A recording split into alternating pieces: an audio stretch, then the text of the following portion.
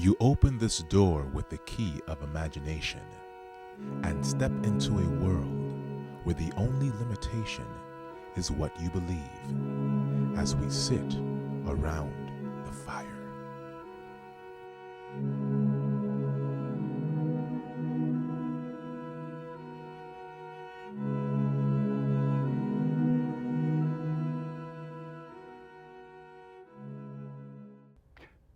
It's been said the whole world is a stage and everybody plays a part. But the question remains, who's writing the script? Welcome to Around the Fire.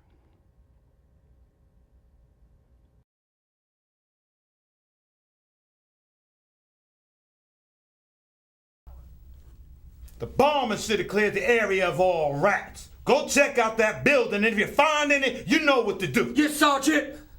The hell you waiting on, Private Holmes? Get going! Yes, Sergeant!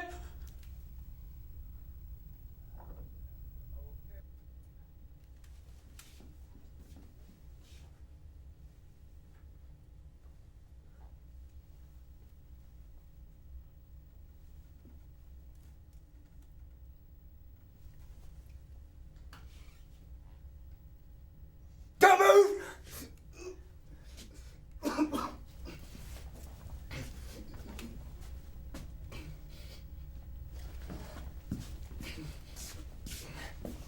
Lift up your shirt! Put it down! Put it down! You have orders to kill me, don't you? What? I heard your sergeant. Yeah. Why you keep staring at me like that? You see it too, don't you? What? See what? You see it. What? The truth. Look, I don't know what kind of games you're trying to play, but you need to shut it down and shut the fuck up!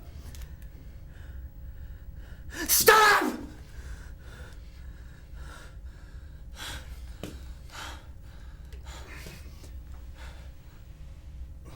Hey! I need to lie down. Oh. Okay, but don't you try anything. Damn! Why do I have to find a half-dead rat? What now?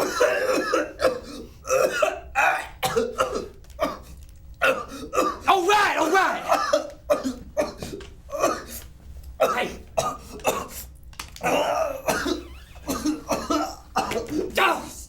So I gotta feed you like a baby.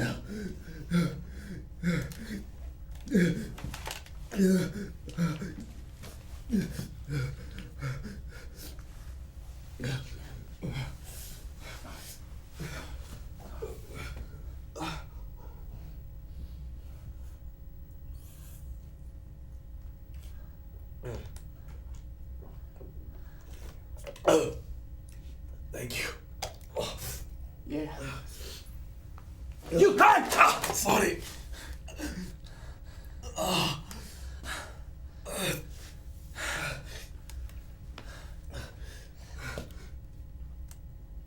Sadiq. What? Sadiq. I'm Sadiq. Oh. Gary. Gary. Yeah. You married? Yeah. Kids? Yeah, I got a son I never held. That's sad. I pray you make it home safe, so you can be with your family. I know I won't see mine again. Why? Because you're... Dying? No.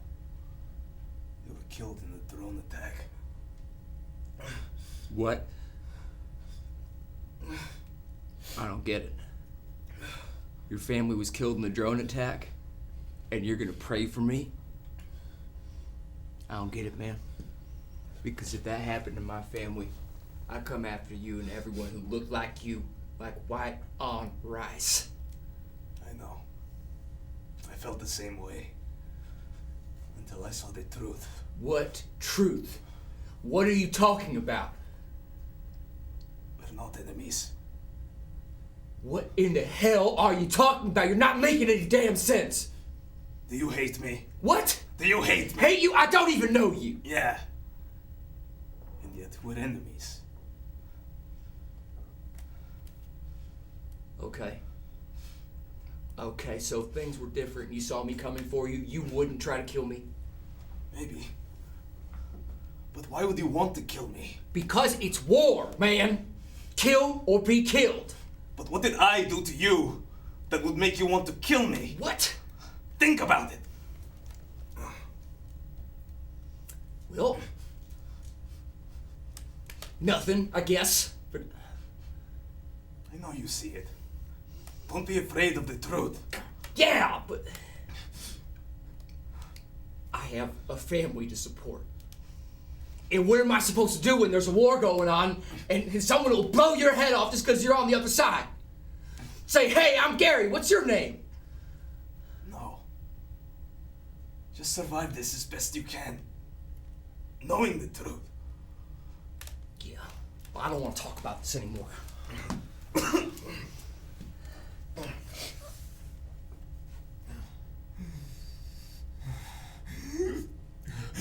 Here, have some more water. What do you want me to do?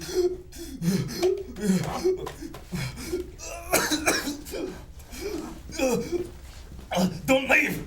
Well, you need help! And you think your people will help me? I don't know if I can just stand here and watch you die. Wait, I have an idea. Listen, if you tell them that you're East Indian from Ohio in the 43rd Platoon... No! What? I'm not afraid! I don't know if I can do this, Sadiq. I don't know if I can just stand here and watch.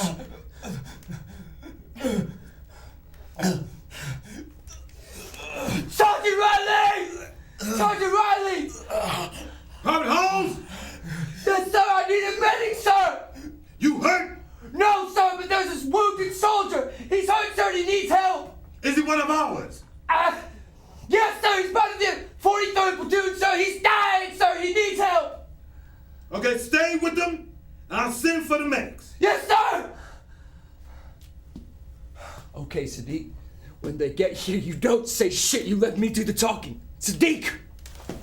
Sadiq! No.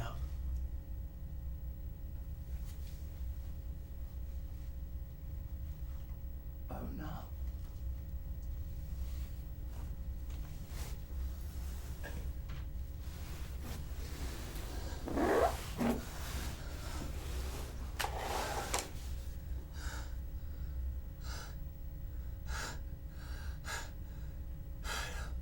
I don't know if I can do this anymore. I don't know if I can do this anymore.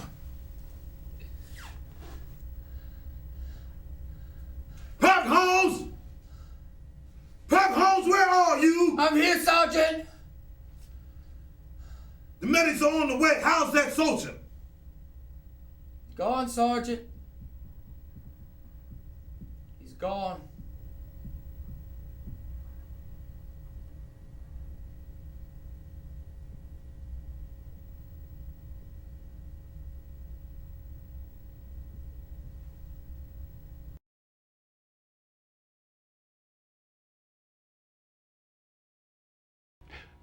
Welcome to Around the Fire. We just witnessed a teleplay concerning a very, very complex, if you want to say, situation during wartime when two complete strangers meet, and because they're on, click, click, opposing sides, they see each other as enemies. But the question remains about that. How did they get to that point of being enemies if they're strangers? You know what I'm saying? So I would like to first introduce my guest, and we're going to talk about this development of how enemies are created out of perfect strangers. To my left, I have Mr. Brian Murphy, Miss Wanda G., Mr. Vincent Cheatham, and Mr. Damon Jackson. welcome to Around the Fire. Thank you so much for being here. So would you like to offer your thoughts about the psychology of creating a wartime enemy? As we saw depicted in the play, it actually put one of the subjects in conflict between their humanity and their duty. And I think a lot of soldiers, and not even just that, it's kind of broad in its application, probably experience that at one point or another before they make that final decision to do one or the other. Right. I like to jump in right there. It's nothing new. If you look at the history, whenever you have an enemy, in order to, how can I say, clear your conscience of killing another human being, you dehumanize them. You paint them as something else. You paint them as the other, which is so interesting because that is so prevalent in our society today on so many different levels, not just at war, so to speak. If you look at what's going on with just our nation politically, it's so polarized, especially within one political group, which I'm not going to mention now. They're notorious for that. For example, there are issues with gay marriage, there are issues with certain what's the word certain programs that help the middle class, so on and so forth. So in terms of just making someone the other or the enemy or dehumanizing them is nothing new. As a matter of fact, now that I'm warmed up, now that I think about it, that's the exact thing that was done when slavery was started, because instead of calling them Africans and identifying the humanity in them, they came up with a whole nother language, a whole nother word, and called them outside their name niggers, and so on and so forth. So what's happening right now in Afghanistan, Iraq, and the list just goes on, it's the dehumanizing. And so the question that I raised to that, I take you one further, is so what is human life worth? Would anybody like to pick up? Well, I took a course in international politics, and my professor was a victim of the Holocaust, maybe not so much tragically a victim, but he had to leave his country, and he actually ended up in China, and he was a prisoner in China under the Japanese, but the Japanese in turn did not kill the Jews, or they actually were helping the Jews. And the reason why is because the Jews helped them under the Japanese Russian war. So for them, they were paying back. And so he was saved in China because of the Japanese, which is a little bit ironic in a way, because the Japanese were our enemies at that time, and yet he was saved by the Japanese. So the thing is, he was telling us about the politics of war, was that in order to go to war, like you were saying, you have to dehumanize the enemy. And so what happens first, before they even go to war, is propaganda. They start saying, oh, that race or that country or that nationality, they are subhuman. And so people will, and they did this and they did that, and it could be pure lies. And I started to, when Bush was starting to do the Iraq war, before there was the talk of war, what was going on TV? All the cabinet members of Bush were going on TV and start talking about the Iraqis. They have, what you call it? Weapons of mass destruction. Weapons of mass destruction. And they were constantly talking about that. And what happened? They didn't have anything. But they were setting up an excuse to get in and saying, oh, you know, they're with Al-Qaeda, which he had nothing to do with Al-Qaeda. I mean, I'm not saying Saddam Hussein was a saint, but they were looking to go to war. And so they were preparing the American people psychologically to go to war and saying, they're the bad guys. I'm questioning your word choices, like propaganda, which it was, and preparing or prepping. In actuality, if you look at it, basically it's a continuum. They were just programming folk, basically get them in that mindset, that program to go to war. And it's a constant pattern. As you were speaking, I was thinking about the Vietnam War. I was thinking about how they weren't even human anymore. They were gooks. They were Right. gooks and Vietnamese Right. and Chinks and everything else. They weren't human. No. And then I thought about what happened in Rwanda and how one group looked at the other group and called them cockroaches. And the list just goes on and on and on. It's a constant loop of programming, of dehumanizing folks. Right. And again, I go back to my question. So what is humanity? What is humanity worth? And to add, just to touch on the core of your piece. So who is writing the script? Really, is it? And I throw it to the panel. Is it government?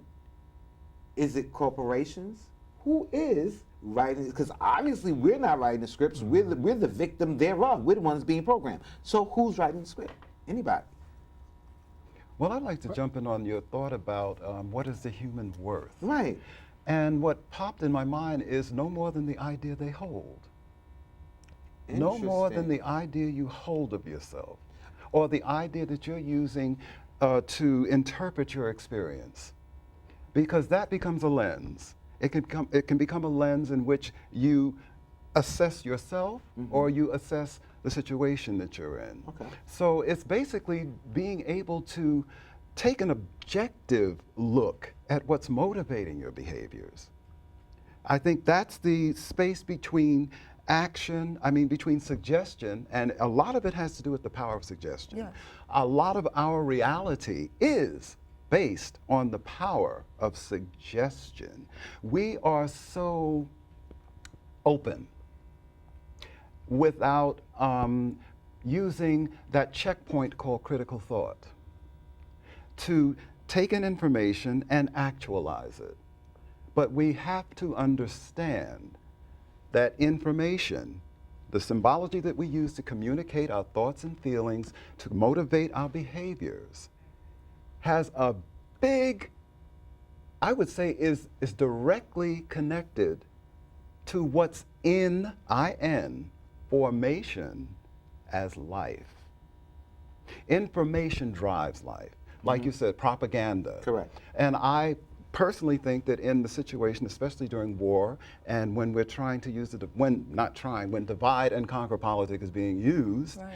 it's being used to accomplish an end, knowing how open we are to suggestion, Yeah.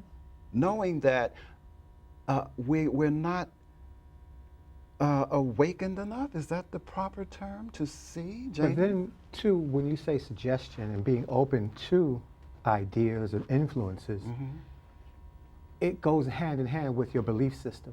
Yes. Because in order for someone to view another person in a certain way, they have to have a belief, and it has to be strongly ingrained in that person enough for them not only to think or to feel, but also to carry out acts against that person. So it's a very, very deep thing that unfortunately is used as a tool and as a means to exert control over other people. Again, it goes back to what you were saying. It relates to your identity as well, because the value of a person, whatever it is that they believe about themselves is, I guess you could say, tantamount to what they're worth. Maybe in the eyes of other people, it's just that you are, it's just something that's just a concrete thing that's not going to change. You're worth whatever it is that I say you're worth. But the difference is, okay, do you accept that definition and those limitations? Or are you going to go beyond your beliefs, because it's not just about how you see others, but you're seeing yourself and the potential that's there, that's within you, and recognizing that it's something that it's applicable to all of us. So You used the key word potential, which I believe we all are. Our potential is activated by the ideas that we animate. I think that's what gives us our reality, our identity as well too, because when you think about it, our identity or our belief systems are composed of information, experiential, adopted, through our families, our social situations, our educational institutions, they all form that. All right, because I am who I am basically through the identity that I project. But beyond that, I am unlimited potential. Right. And I feel that that's how, if we were to understand that we are the power, we are the potential, and we direct it accordingly to what we're feeling within, you know, not what we're dictated to think and feel or whatever. But we come from the, let's just put it in the context of a soul level. Things may be different. Right. But it's our potential that's being manipulated. I agree with that. I'm going to touch on the belief system thing, because when you say it's our potential that's being manipulated, true. Also, our belief systems have also been used to manipulate us. If you look at what's going on right now, I'm going to just use Iraq as an example. That war has been going on longer than we've been alive. That conflict with these particular groups have been going on longer than we have been living on this planet. Now, here's the thing. It's based on belief systems. Right. So via these belief systems, however you're manipulating the masses, you're getting this end result. So it's really interesting that you would to bring that up. So it's to question the belief system themselves, or how we interpret these belief systems. And also, And how we accept other people's belief systems. yes, and also how are these belief systems formed? What's forming them?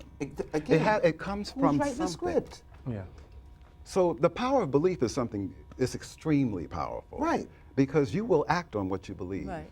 Yeah. All right. I mean, that's the prime motivator. Whatever, I mean, no matter how logical an argument may be, if your belief system is not ready to accept that, It's you know, it's not going to happen. But Right. they did an experiment where they had people being told, okay, there's a person on the other side.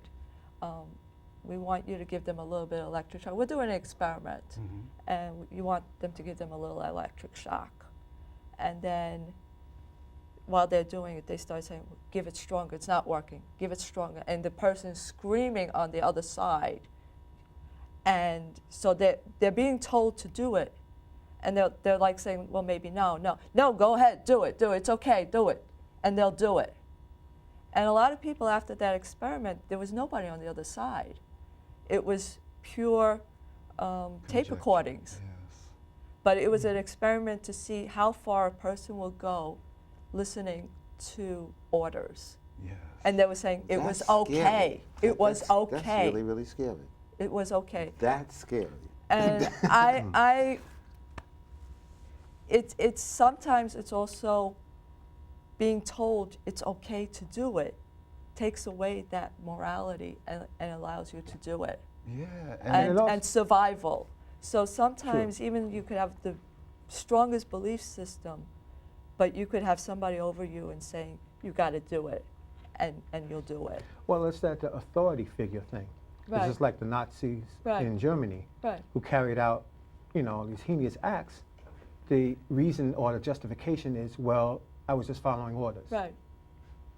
You know, there's someone who has authority, but then that's someone has, you know, authority over you, and it allows you to, as you may see it, an escape from all responsibility for whatever it is that you do, because I'm just following orders. And that speaks of a huge disconnect. Right. And I'm listening to that. So it allows you to escape from the responsibility thereof. But how do you escape from your own conscience? Right. But well, that's how. And that's what happened to them is that they broke down. They actually had breakdowns, those people, when they found out it was all fake. Yeah. And they actually did something that was against their conscience. And they followed it. They followed the orders. Interesting. Again. Brian? Go ahead. Go ahead. The last camera shot in your play, I think, says an awful lot. The character is staring, and he could be saying to himself, what the hell am I doing here? Right? And I think that's the main question that people are asking themselves right now. What the hell were we doing in Afghanistan and Iraq in the first place? You know, we're talking like how many people got killed? Thousands upon Yes. thousands. Almost like, I don't even, do they have a figure? And I heard that we spent over $2 trillion Easy. in that on these 2 wars. Now we have an economy that really needs help. We have more and more homeless people that are living in shelters, people losing their homes. It's almost as if a wealthy elite has just abandoned the rest of the country for their own personal gain. Going right to the banks, the military ignoring these returning GIs and the veterans. They're saying that there's a scandal going on with the Veterans Administration. And the question you brought up about who's writing the script, I think it's time that we found out. Could it be the Koch brothers? I'm not. We will not point fingers. But even more than that is, accepting responsibility for what you execute. Right. Because scripts can be written all day long, but they're nothing but words until they're given action. Right. So we have to then become empowered, because it depends on us being disempowered, bamboozled, and hoodwinked into becoming puppets so that we can be played like a fiddle. All right? So the thing is, I'm going to have to wrap this up because we can go on and on. I know. We're just getting warmed up. To live empowered, to live awakened to what it is that is motivating you, to live in the moment, to accept and own what you do. It's called responsibility. There is no authority figure. You are the authority figure in everything you decide, even if you decide to take an order from someone else. And with that, I would like to say thank you again for joining us at Around the Fire, and we look forward to seeing you again. I'd like to thank my guests, Brian, Wanda, Vincent, and Damon. And I'd like to thank QPTV for having us. Have a good day and live empowered.